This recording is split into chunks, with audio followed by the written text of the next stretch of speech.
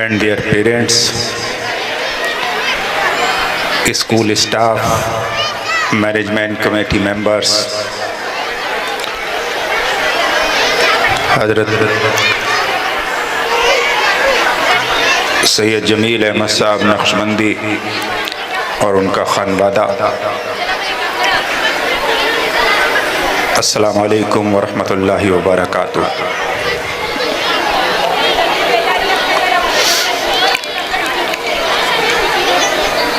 बच्चों ज़रा थोड़ी देर के लिए खामोश हो जाएं और आपके हाथ में जो इंडियन फ्लैग है इसको किसी भी तरह झुकने ना दें, बल्कि इसको अपने हाथ में बुलंद रखें। इसको मोड़े भी नहीं और इसको झुकने भी ना दें, बल्कि इसको थोड़ा सा अपने हाथ में बुलंद रखें। और जो टीचर्स यहाँ पर हैं वो कोशिश करें कि बच्चे डिसिप्लिन में भी रहें और ख़ामोश भी रहें।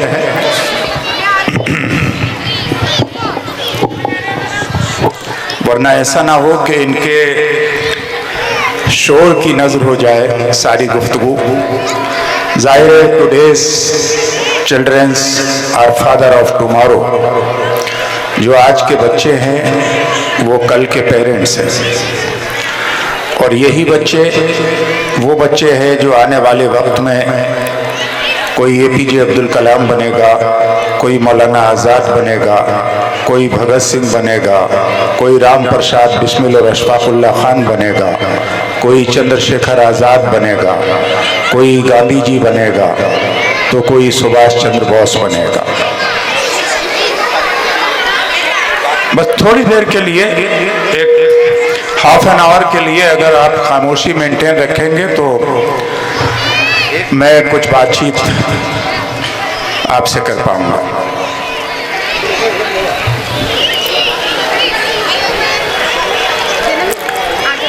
हमारे स्टेज पर मौजूद मोहतरम पठान साहब, दूसरे मेहमानान गिरामी, सेंट हैदर पब्लिक स्कूल की तमाम टीचर्स, मैनेजमेंट कमेटी के members, proud parents and their loving lovely childrens and their students. आज हम रिपब्लिक डे, गणतंत्र दिवस, यम्हे जमहूरिया सेलिब्रेट करने के लिए यहाँ पर जमा हुए हैं।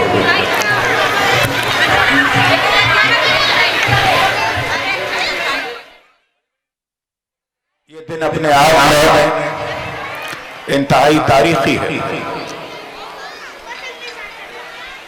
मैं शुक्रिया अदा करता हूँ तमाम मैनेजमेंट कमेटी का,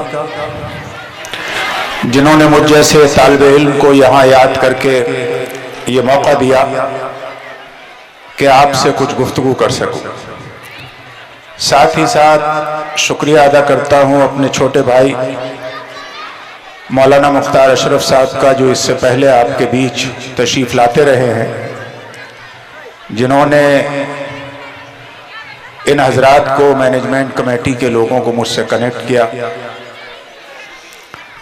बहुत शुक्रिया। आमतौर से बड़े शहरों में, दिल्ली, बम्बई, उस तरह के शहरों में इस तरह के प्रोफेशनल एंकर्स होते हैं कि वो जब बोलते हैं तो लगता है कि इंतहाई प्रोफेशनल वे में वो मॉडरेट कर रहे हैं। यहाँ जो मॉडरेट कर रही हैं गालिबन टीचर होंगी इस स्कूल की, मैं उनको भी बधाई देता हूँ, कॉन्ग्रेचुलेट करता हूँ कि बहुत ही ब्यूटीफुली वो इस प्रोग्राम का संचालन कर रही है। मैं हिंदी, उर्दू, अंग्रेज़ी मिक्स ज़बान में गुफ्तगू करूँगा, यानी हिंदुस्तानी में, ताकि आप में का हर व्यक्ति मेरी बात को समझ सके। क्योंकि अगर मैं खालिस उर्दू बोलूँगा तो मौलाना आज़ाद और मोहम्मद हुसैन आज़ाद वाली वो उर्दू भी बोल सकता हूँ, जिसके लिए लोगों को डिक्शनरी देखनी पड़ती है। तो ज़बान का ताल्लुक कम्युनिकेशन से है, और कम्युनिकेशन ऐसी ज़बान में होना चाहिए जो हर व्यक्ति उसको समझ सके। मेरे सामने बहुत सारे उन्मनात हैं जिन पर मैं देश या देश के बाहर बोलता हूँ, चाहे वो कुरान की कमेंट्री हो, कुरान के हवाले से, सीरत रसूल के हवाले से, सूफिया इकराम की तालीमात के हवाले से, एजुकेशन के हवाले से, अपने देश के सोशल हारमनी के हवाले से, फ्रीडम मूवमेंट के हवाले से, इंडियन कॉन्स्टिट्यूशन के हवाले से।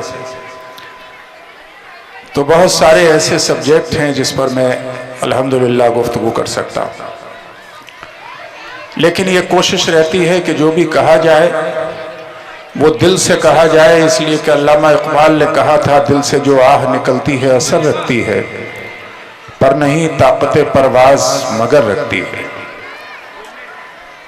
और इसी तरह उन्होंने हिंदुस्तान को खराज अकीदत पेश करते हुए कहा था कि सारे जहां से अच्छा हिंदुस्तान हमारा, हम बुलबुलें हैं इसकी ये गुलसिता हमारा, मजहब नहीं सिखाता आपस में बैर रखना, हिंदी है हम वतन है हिंदुस्तान हमारा। ऐ आबरूद गंगा वो दिन है याद तुझको, उतरा तेरे किनारे जब कारवा हमारा। तो दोस्तों, ये वो मुल्क है जिस मुल्क को खराज अकीदत सूफी संतों ने पेश किया है, ऋषियों और मुनियों ने पेश किया है।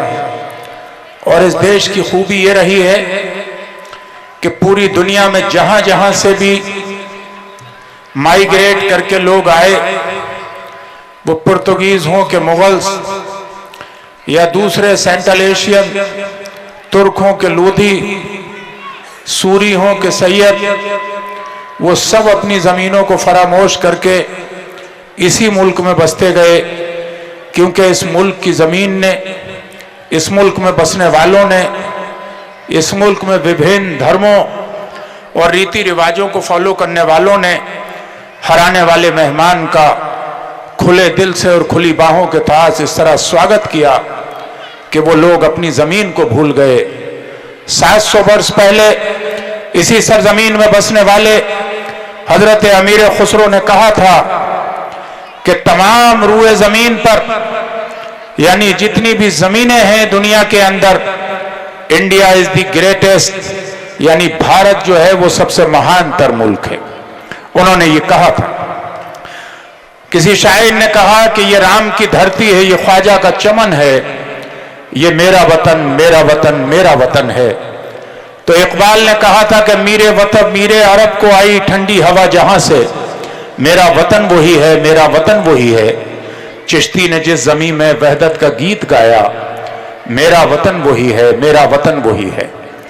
आज हम जमा हुए हैं अपने वतन को खराज अकीदत पेश करने के लिए। आज हम जमा हुए हैं अपने कॉन्स्टिट्यूशन को, भारत के संविधान को सैल्यूट करने के लिए। आज हम जमा हुए हैं मुजाहिदीन आज़ादी की कुर्बानियों को याद करने के लिए।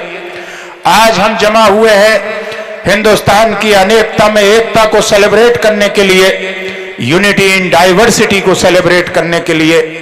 आज हम जमा हुए हैं कि आज हम ये कमिटमेंट कर सके कि आज़ादी के मतवालों ने 200 साल तक जिन तन के काले मन के गोरे अंग्रेजों के खिलाफ आज़ादी की लड़ाई लड़ने के बाद अपनी जानों की कुर्बानियां दी थी, उन्होंने कुछ ख्वाब देखे थे कि आज़ाद होने के बाद ये हिंदुस्तान कितना महान होगा। इस हिंदुस्तान में कोई एपीजे अब्दुल कलाम होगा, कोई इस हिंदुस्तान में कैप्टन हनीफुद्दीन होगा, कोई इस हिंदुस्तान में चंद्रशेखर आजाद होगा, कोई इस हिंदुस्तान में राम प्रसाद बिस्मिल होगा, कोई इस हिंदुस्तान में भगत सिंह होगा, कोई इस हिंदुस्तान में रानी लक्ष्मीबाई होगी, तो कोई इस हिंदुस्तान में बेगम हजरत महल होगी। यानी हमारी बेटियों से लेकर, माँ और बहनों से लेकर हमारे नौजवानों तक जब जब अपने मुल्क की सरहदों सीमा के तहफ्फुज के लिए जरूरत पड़ेगी, तो कभी वो कैप्टन हनीफुद्दीन बन के खड़े होंगे, कभी ब्रिगेडियर उस्मान बन के खड़े होंगे, कभी वीर अब्दुल हमीद बन के खड़े होंगे और अपने देश की सरहदों सीमा की सुरक्षा करेंगे। अपने देश को साइंस और टेक्नोलॉजी में आगे बढ़ाने के लिए वो वक्त के एपीजे अब्दुल कलाम बनेंगे और वो मिसाइल मैन, कभी अपने देश को मिसाइल देंगे, कभी अपने देश को एटॉमिक पावर बनाएंगे, कभी उनके यहाँ पर सूफिया कुरैशी जैसी एक ऐसी बेटी पैदा होगी जिसके लिए कल ही एक सम्मान का ऐलान भारत सरकार ने, ऑनरेबल राष्ट्रपति ने किया है। हम उनको बधाई देते हैं आज के स्टेज से। लिहाजा दोस्तों, कौमों की तारीख मजहबों की बुनियाद पर नहीं बल्कि मुल्कों की बुनियाद पर बनती है। हमारे मजहब कोई भी हो, हमारी संस्कृति कोई भी हो, हमारी जबानें कोई भी हो, हमारे कलर्स कोई भी हो, हमारे खान पान के तरीके कुछ कैसे भी हो, हमारे पहनने ओढ़ने के तरीके भी कैसे हों, बट हमारी एक आइडेंटिटी है पूरी दुनिया के अंदर कि हम हिंदुस्तानी हैं, हम भारतीय हैं, हम इंडियन हैं। और इस आइडेंटिटी के साथ जब हम आगे बढ़ने की कोशिश करेंगे तो आपको बुलंदियों पर पहुंचने से कोई नहीं रोक सकता है। इस जमीन का सीना बहुत वसी है। इस जमीन में जितने लोगों ने भी कंट्रीब्यूशन दिया है उन्हें कभी इस जमीन ने फरामोश नहीं किया। अगर बॉलीवुड की दुनिया में दिलीप कुमार से लेकर आमिर खान और शाहरुख खान तक रहे हैं और ए.आर. रहमान तक, तो लोगों ने उन्हें सर पर बैठाया है। अगर टेक्नोलॉजी के मैदान में डॉक्टर एपीजे अब्दुल कलाम ने यहां पर हमारे देश को मिसाइल दिया, तो देश के रहने वाले बहुसंख्यक समाज ने अल्पसंख्यक से ज्यादा अपने सर पे एपीजे अब्दुल कलाम को बैठाया। मुझे ये कहने में और तस्लीम करने में कोई संकोच नहीं है। हमें अपने दिल बड़े करने होंगे। किसी भी हालात से मुकाबला करते वक्त नफरत का जवाब नफरत से नहीं देना है। नफरत की जबान बोलने वालों का कोई भी क्लिप, कोई भी मैसेज, चाहे वो किसी भी मजहब के मानने वाले हो, आपके टेलीफोन के जरिए शेयर नहीं होना चाहिए। आपके पास कोई भी ऐसी क्लिप नहीं होना चाहिए जो असंवैधानिक हो, जिसकी देश का संविधान इजाजत ना देता हो, क्योंकि आप उन सूफी संतों की तालीम के वारिस हैं। ख्वाजा गरीब नवाज ने कहा था कि love towards all and malice towards none, यानी प्यार सबके लिए, मोहब्बत सबके लिए, नफरत किसी से नहीं। निजामुद्दीन औलिया हजरत अबू सईद अबुल खैर के फारसी शेर अक्सर गुनगुनाया करते थे, जिनका मतलब यह होता था कि अगर दुनिया नफरतों के कांटे बिछाती है और यदि उसके जवाब में आप भी अगर कांटे बिछाओगे तो सारी जमीन कांटों से भर जाएगी। लिहाजा नफरतों के कांटों के जवाब में आप मोहब्बतों के फूल बिछाओ, ताकि लोग फूलों पर कदम रख के अपना सफर तय कर सकें। उर्दू के मारूफ शायर जिगर मुरादाबादी ने कहा था कि उनका जो फर्ज है वो अहले सियासत जाने। मेरा पैगाम मोहब्बत है जहां तक पहुंचे। आज के शायर चरण सिंह बशर ने कहा है कि यह दुनिया नफरतों की आखिरी स्टेज पे है, इलाज इसका मोहब्बत के सिवा कुछ भी नहीं है। आप ही की सरजमीन भोपाल में जिंदगी गुजारने वाले बशीर बद्र ने कहा था कि 7 संदूकों में भरकर दफन कर दो नफरतें। आज इंसान को मोहब्बत की जरूरत है बहुत। और उदय प्रताप सिंह जी ने बहुत खूबसूरती से कहा है कि न तेरा है न मेरा है, यह हिंदुस्तान सबका है, नहीं समझी गई ये बात तो नुकसान सबका है।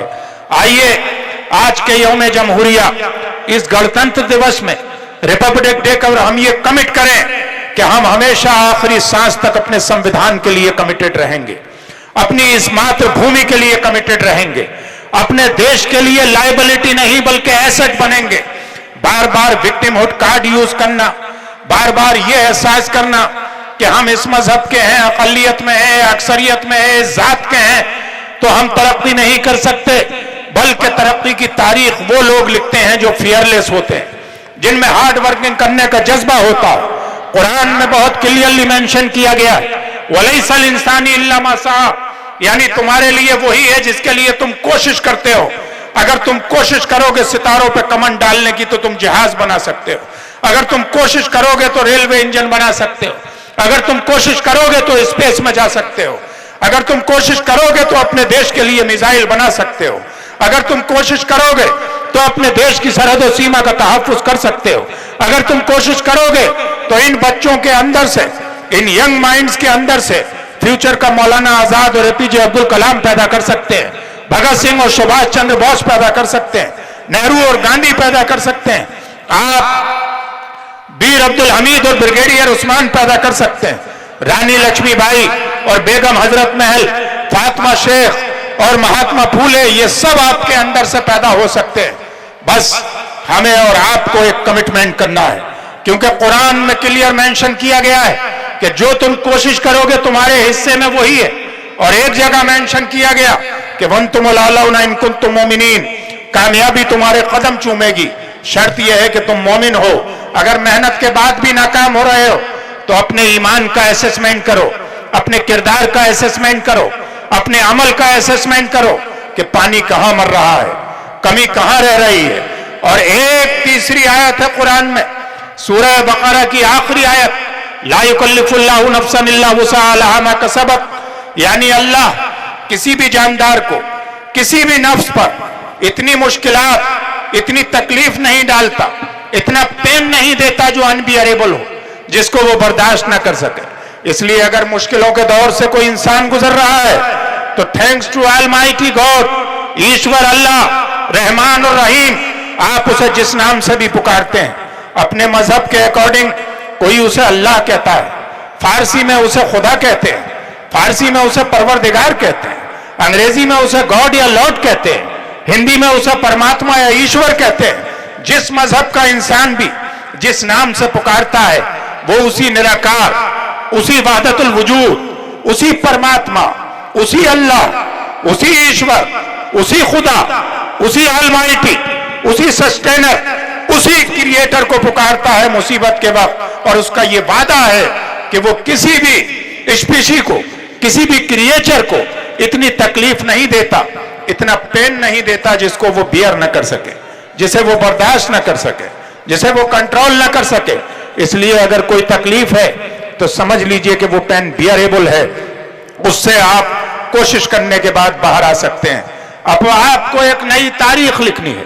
1857 से लेकर 1947 तक हमारे मुजाहिदीन आजादी ने अपनी जानों की कुर्बानियां देके, मुस्कुराते हुए फांसी के फंदे को चूमकर जगह जगह पर कभी जनरल डायर की गोलियों का शिकार हो रहे थे, कभी वो पानीपत के मैदान में गोलियों का शिकार हो रहे थे, कभी उनकी लाशों को पेड़ों पर लटकाया जा रहा था, कभी उन्हें फांसी पर लटकाया जा रहा था, कभी सुभाष चंद्र बोस आवाज दे रहे थे कि तुम मुझे आजादी दो, तुम मुझे खून दो, मैं तुम्हें आजादी दूंगा।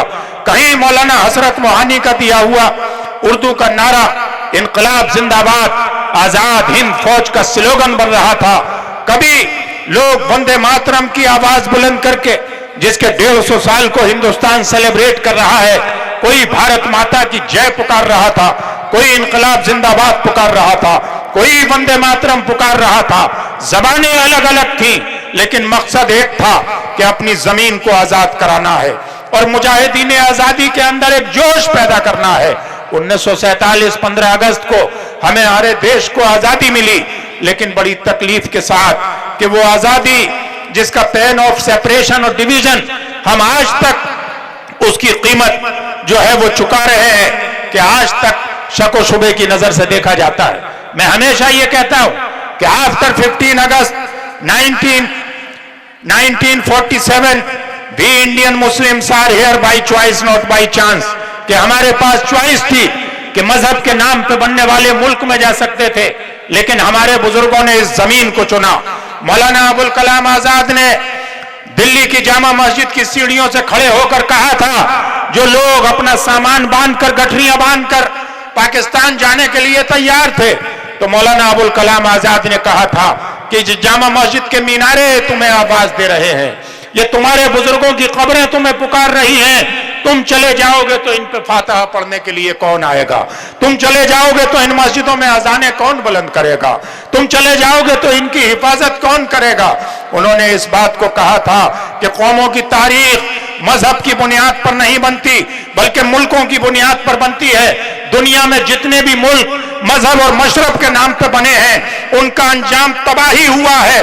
मजहब के नाम पे 1947 में पाकिस्तान बना, आज तक दहशतगर्दी का अड्डा बना हुआ है।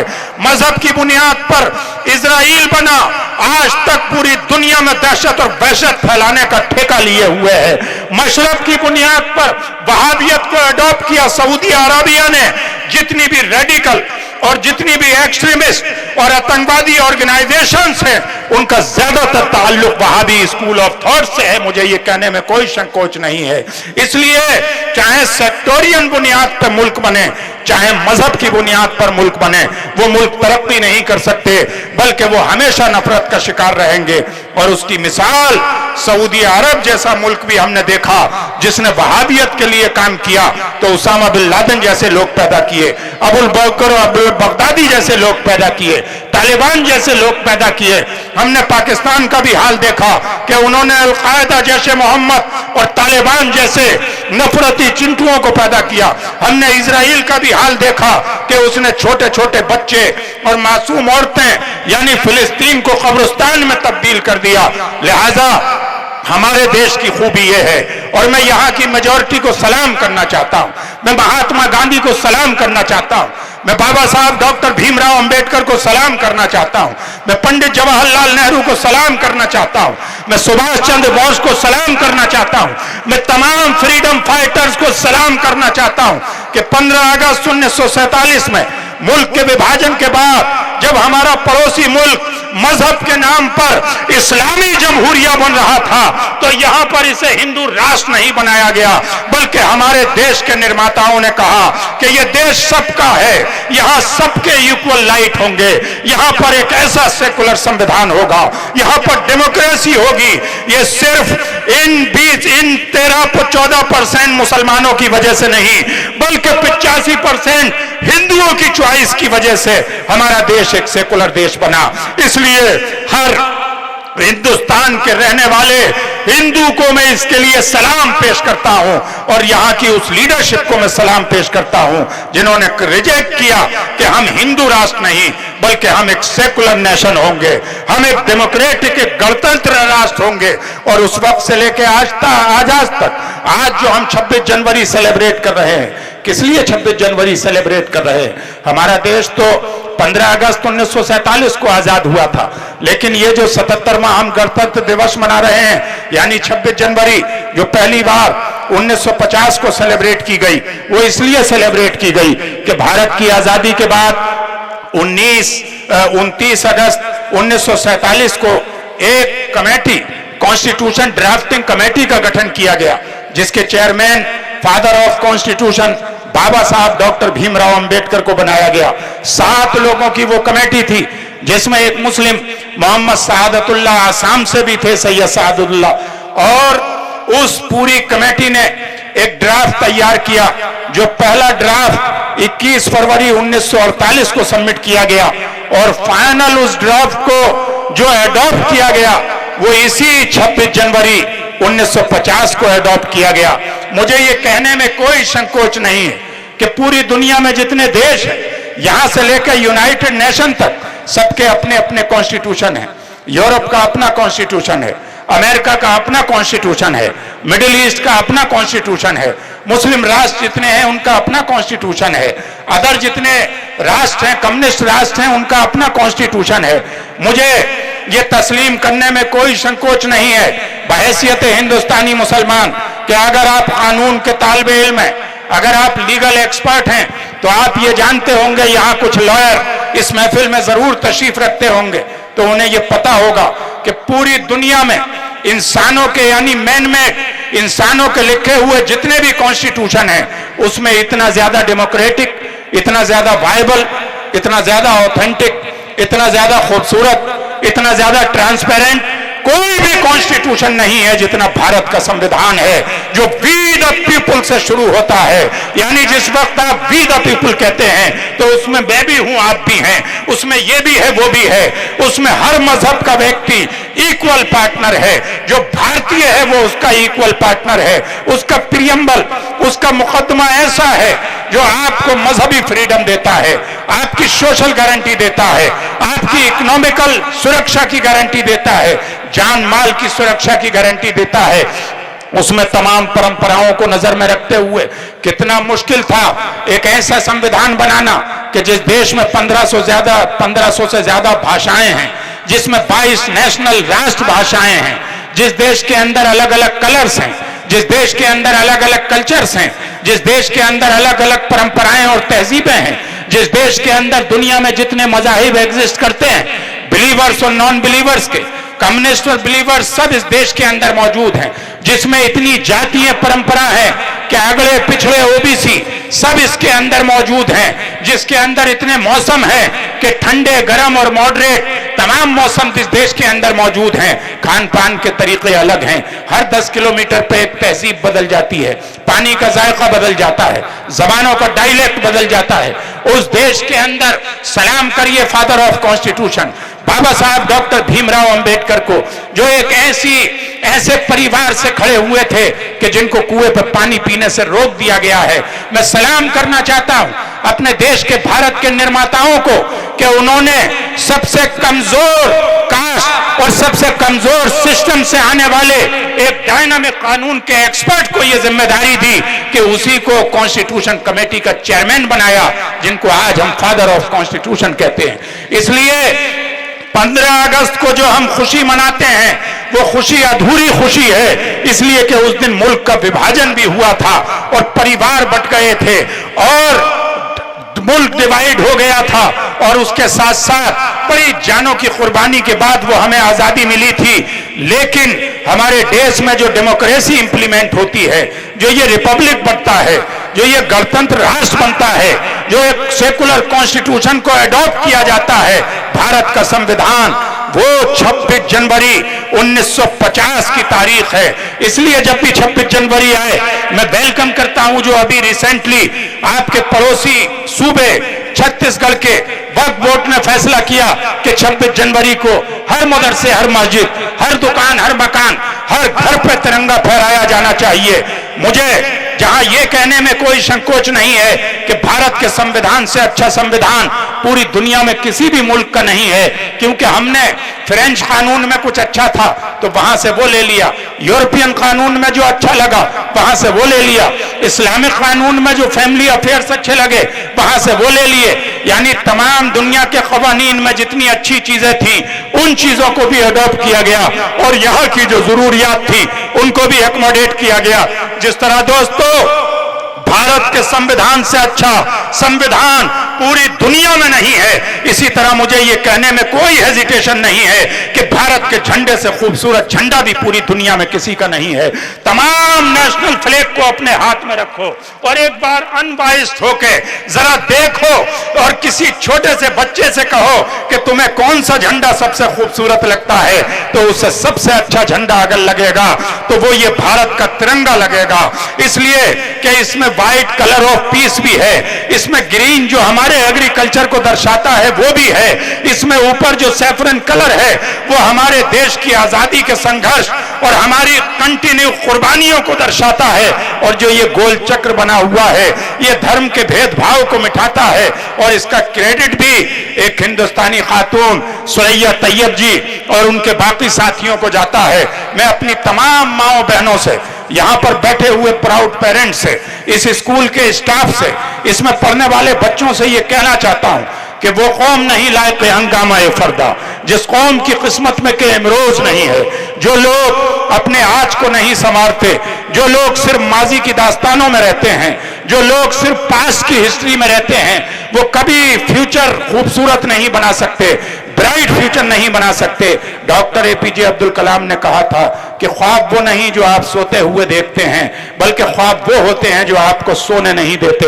लिहाजा ऐसे ख्वाब देखो कि आपको अपने मुल्क के लिए कंट्रीब्यूटर बनना है, आपको अपने मुल्क के लिए लाइबिलिटी नहीं बल्कि एसेट बनना है। जो बच्चे अपने परिवार के लिए लाइबिलिटी होते हैं, जो बच्चे अपने पेरेंट्स का सहारा नहीं बनते हैं, जो बच्चे अपने पड़ोसियों के लिए पीस का सामान नहीं बनते हैं अमन का, जो बच्चे जिनके किरदार अच्छे नहीं होते हैं उनकी इज्जत न घर होती है न बाहर होती है, न समाज में होती है न सोसाइटी में होती है, न शहर में होती है न मोहल्ले में होती है, न स्कूल में होती है, न घर और परिवार में होती है। लेकिन जो लोग कंट्रीब्यूटर होते हैं, जो लोग एसेट होते हैं, जो लोग कंप्लेनर नहीं, लाइबिलिटी नहीं होते, बल्कि अपने देश के लिए, अपने समाज के लिए, अपने घर के लिए कंट्रीब्यूट करना चाहते हैं, वो एक नई तारीख लिखते हैं।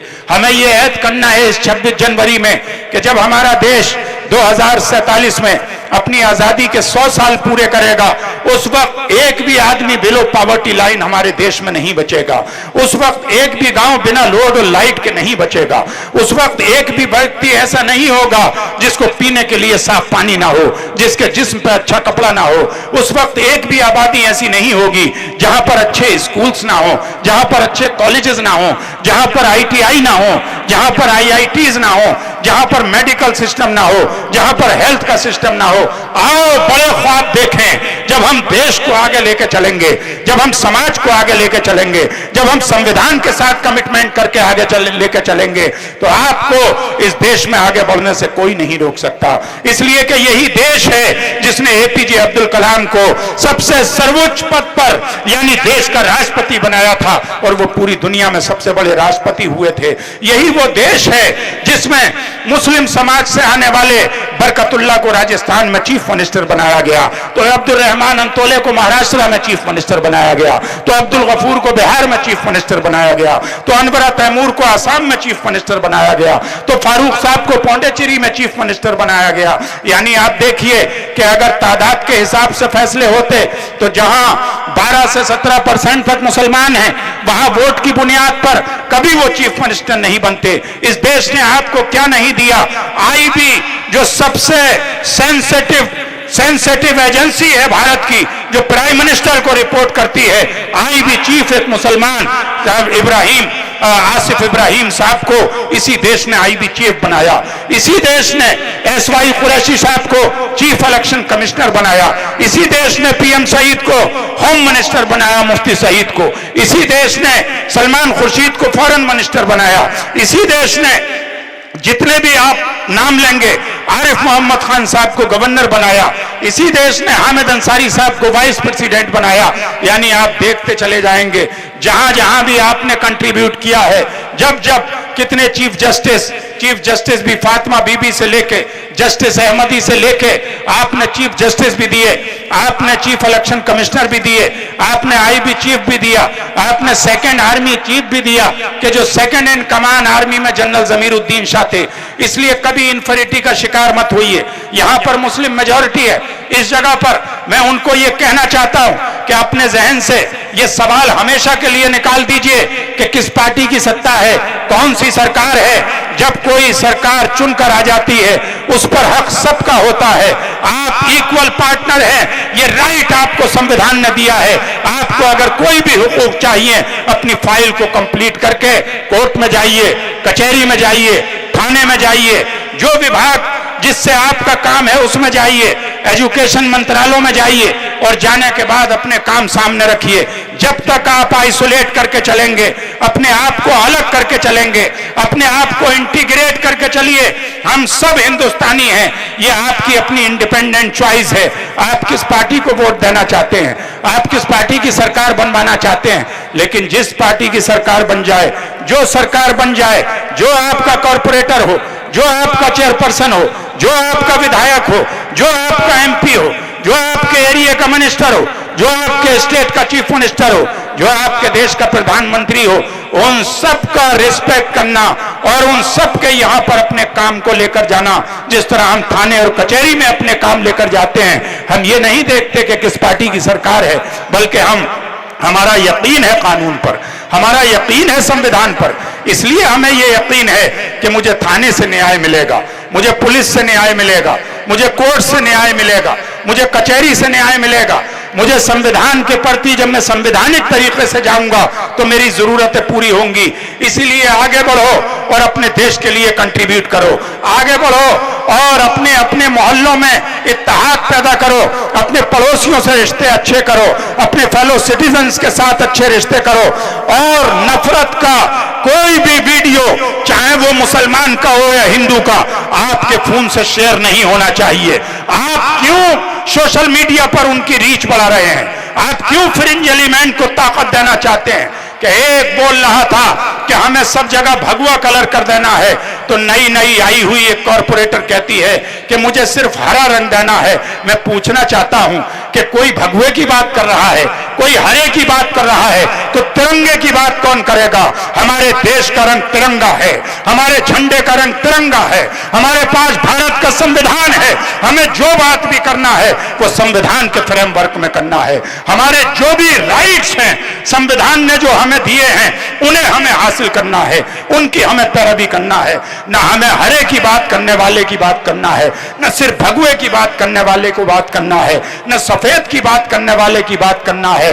बल्कि आप ये सोचते हैं कि दूसरा नफरत की जबान ना बोले लेकिन आप नफरत की जबान बोलें, ये चलेगा? ये बिल्कुल नहीं चलेगा। अपने एनवायरमेंट को अच्छा कीजिए।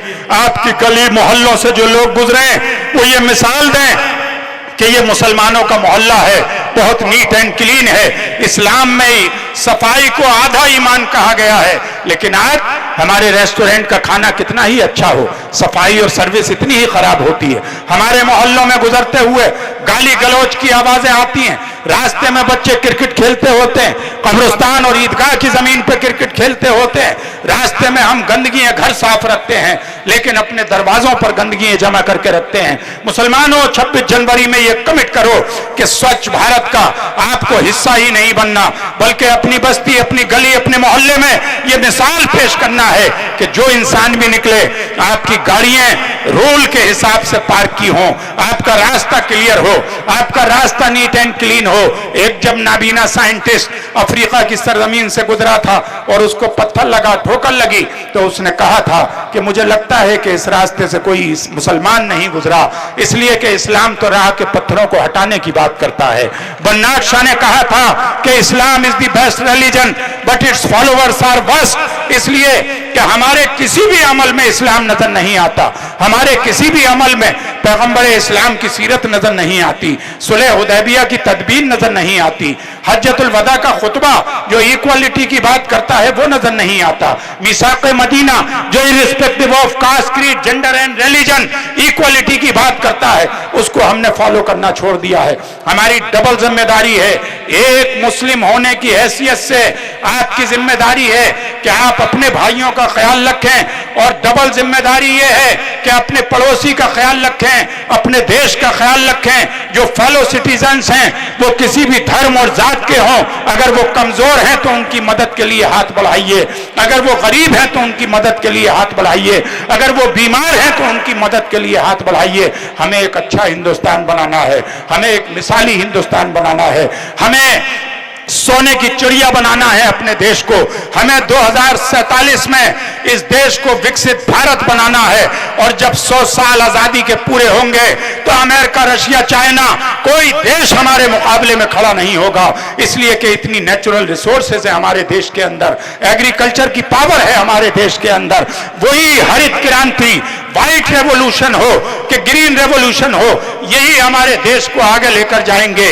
इसलिए अपने देश के लिए, अपने समाज के लिए, समाज में यूनिटी और इंटीग्रिटी कायम रखने के लिए, सद्भावना कायम रखने के लिए कंट्रीब्यूटर बनिए। अलग अलग जगह पर सद्भावना समितियां बनाइए और कोई भी कॉन्फ्लिक्ट अगर कभी हो तो उसे आपसी मुसालेहत से, आपस की बातचीत से, सद्भावना के जरिए हल कीजिए। एक अच्छा हिंदुस्तान बनाइए, एक अच्छा जावरा बनाइए, एक अच्छा रतलाम बनाइए, एक अच्छा मध्य प्रदेश बनाइए, एक अच्छा सेंट हैदर स्कूल बनाइए। इसलिए कि आपका रिश्ता तो नक्शबंदी सिलसिले से है। जो इमाम रब्बानी, जिन इमाम रब्बानी का नाम आज पूरे सेंट्रल एशिया से लेकर टर्की तक कहीं मोहताज तारुफ नहीं है, ये वो खानदान है। मैं सलाम पेश करना चाहता हूं इनको कि आमतौर से जो पीर लोग होते हैं, हमारे उलमा हजरात होते हैं, ज्यादा से ज्यादा उनकी सोच ये होती है कि कोई मकतब बना दिया जाए, कोई मदरसा बना दिया जाए, ज़कात के जरिए उसको चलाया जाए, उसमें भले एक कमरे में 2 लोगों के सोने के कमरे में 10 बच्चे रह रहे हों, भले उसमें गरीब और यतीमी बच्चे आ रहे हों, और ज़कात लाई जाए और अपनी बड़ी बड़ी बिल्डिंग्स बनाई जाएं, बड़ी बड़ी गाड़ियों में घूमा जाए और वो गरीबों के बच्चे इसी तरीके से मफलूकुल हाली में। मैं सलाम पेश करना चाहता हूं कि जो काम गुलबर्गा दरगाह के अंदर बंदे नवाज दरगाह ने गुलबर्गा यूनिवर्सिटी बनाई, तो बाबा गुलाम शाह के नाम से कश्मीर में यूनिवर्सिटी, तो बाबा ताजुद्दीन की दरगाह में इंजीनियरिंग कॉलेज है। तो अलीगढ़ मुस्लिम यूनिवर्सिटी के बाद, सर सैयद के बाद सबसे बड़ा इदारा अलबरकात जो मारारा शरीफ के पीरजादों ने बनाया, जिसका एक मिसाली इदारा है। आज मैं सलाम पेश करता हूं सैयद हैदर अली साहब, उनके पूरे बच्चों को, उनके फैमिली को, उनकी पूरी टीम, इस स्कूल के टीचर्स को, जो ये भारत के निर्माण में, भारत का सही निर्माण ये है जो ये काम कर रहे हैं। ईच वन टीच वन, आधी रोटी खाइए, बच्चों को पढ़ाइए। इसलिए कि जब एक बच्चा तालीम याफ्ता होता है, जब एक बेटी तालीम याफ्ता होती है, जब एक बच्चा तालीम याफ्ता होता है, तो वो पूरे समाज को आगे लेकर जाता है, अपने देश को आगे लेकर जाता है, अपने संविधान के लिए कमिटेड रहता है और नई तारीख लिखता है, नई सुबह रोशन करता है। इसलिए उन्होंने ऐसा स्कूल बनाया, और एक नहीं बल्कि दो दो स्कूल बनाए कि वो सिर्फ खानका खोलने के बाद नजराना लेने पीर बनकर ही नहीं बैठे रहे, बल्कि जो उन्हें समाज ने दिया है उससे ज्यादा वो समाज को रिटर्न कर रहे हैं। वो सही माना में भारत का निर्माण कर रहे हैं, वो नई सुबह आजादी लाना चाहते हैं, वो कॉन्स्टिट्यूशन को सपोर्ट कर रहे हैं, वो भारत के बच्चों को एजुकेट कर रहे हैं। इसलिए इतना डिसिप्लिन्ड स्कूल, इतने डिसिप्लिन्ड बच्चे, इतने डिसिप्लिन टीचर, ऐसे जिनके यहाँ पर इस तरह के प्रोफेशनल एंकर्स हैं, जिनके यहाँ पर ऐसी मैनेजमेंट की टीम है कि रात 1 बजे रेलवे स्टेशन से उतरने के बाद से लेकर अब तक मैं उनके जो मोमेंट, उनकी डिसिप्लिन और उनके कामों को जिस तरह से देख रहा हूं, उनका कमिटमेंट, मैं उनको सलाम पेश करता हूं। और मुझे लगता है कि ये स्कूल एक दिन डिग्री कॉलेज बनेगा, पीजी कॉलेज बनेगा, और यही आने वाले वक्त में यूनिवर्सिटी में कन्वर्ट होगा। तमाम माएँ बहनें जो यहाँ हैं, मैं उनको सलाम पेश करना चाहता हूँ कि अगर आप सर उठा के जिंदगी जीना चाहती हैं, इंडिपेंडेंट जिंदगी जीना चाहती हैं, हजरत खदीजा, हजरत आयशा, हजरत फातिमा और हजरत जैनब की तरह कंट्रीब्यूट करना चाहती हैं, आने वाले वक्त में राबिया बसरी बनना चाहती हैं, बेगम हजरत महल और रानी लक्ष्मीबाई बनना चाहती हैं, सरोजनी नायडू बनना चाहती हैं, तो आप कमिट करिए कि आपको खुद भी पढ़ना है और अपने बच्चों को भी पढ़ाना है और नई तारीख लिखना है। हर खर्च में कटौती कर दीजिए, लेकिन एजुकेशन में कटौती नहीं होना चाहिए। कोई बच्चा, भारत जिस वक्त 100 साल आजादी के पूरे करे, एक भी बच्चा अंगूठा टेक और बिना पढ़ा लिखा नहीं होना चाहिए। ये जमहूरियत में आपका हक है, संविधान में आपको हक दिया है, बेटी पढ़ाओ और बेटी बढ़ाओ का नारा है।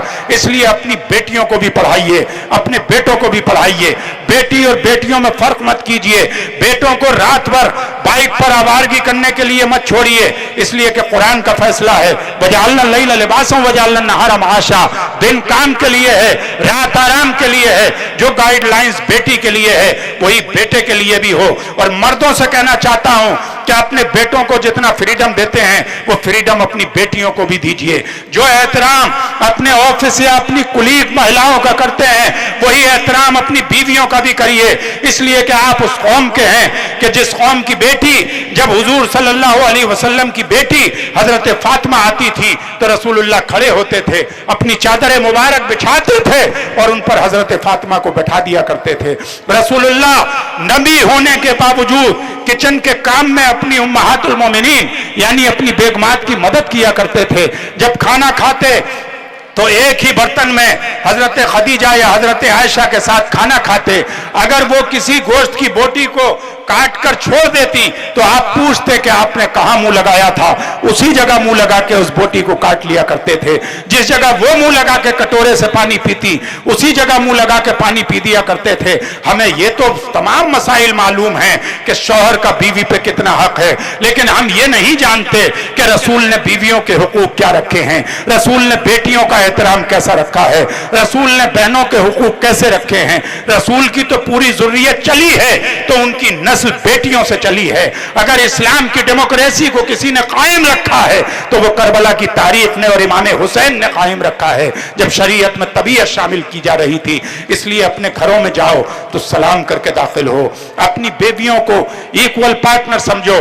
खलील जिब्रान ने कहा था, being a couple you are not the master of each other, just companion and friends.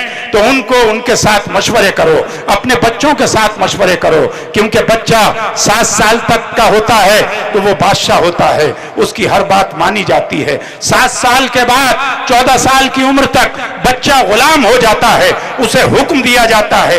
उससे अपना कहना मनवाया जाता है, और 14 साल के बाद बालिग होने के बाद बच्चा वजीर हो जाता है, उससे मशवरा किया जाता है।